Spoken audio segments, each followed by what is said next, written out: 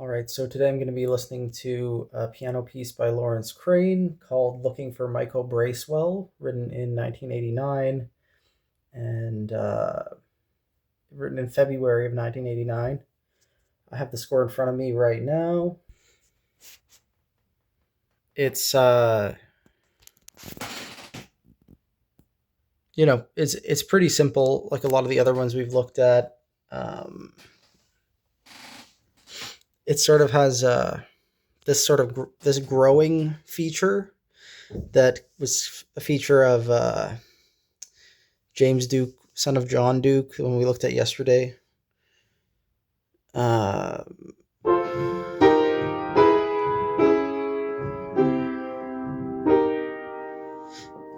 these parallel major chords and minor chords, I guess,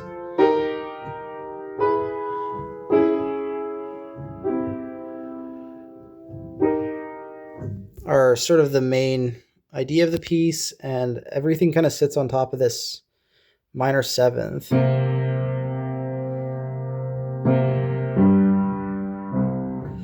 And like a lot of other pieces by Crane for piano, it kind of just sits on what could be called a tonic, and then you get some sort of 5-1 much later in the piece, or some sort of 5 chord much later. So here in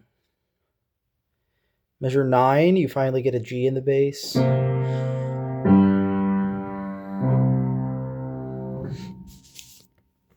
So, yeah, I guess that's all I really want to say about it for now. I think I'll listen, if there's a Carson Kuhlman performance, I'll probably listen to that. And I'll leave a link in the video description if you want to listen along. Um, yeah, I'll see you in 5 minutes or so. Okay, so I was only able to find a Michael Finnessy performance of this as well.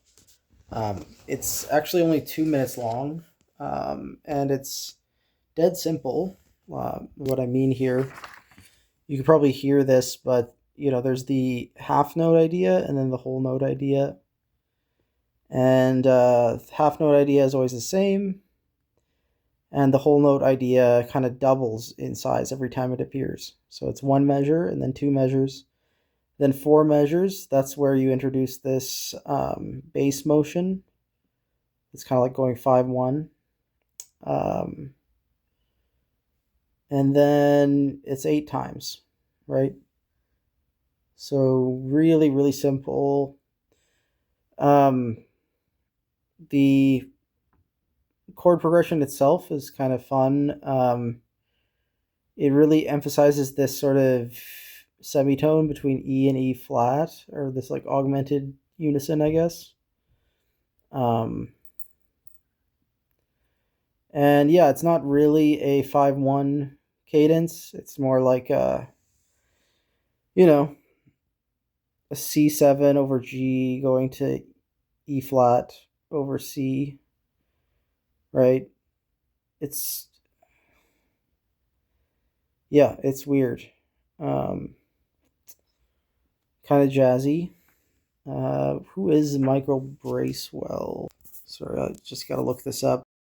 Okay, so I can't pull it up here, but Michael Bracewell is a UK novelist and writer who has made contributions to nonfiction works about pop music, which I think is probably the connection to Lawrence Crane, who clearly has a pop. So, yeah, this is one where, like, as I've said in previous episodes, like, the title of Lawrence Crane's pieces often doesn't mean much of anything. He's said as much himself. But there is sort of like a connection between the two names, at least, Crane and Bracewell. So maybe you find that interesting. At least a bit of trivia. I think we're looking at one more piece tomorrow for piano. I can't remember what it's called, but because we're supposed to do 4 from this year by Crane, so Stay tuned for that one. I think it might be episode 260. So, yeah, that's kind of a nice even number to move on to a different year.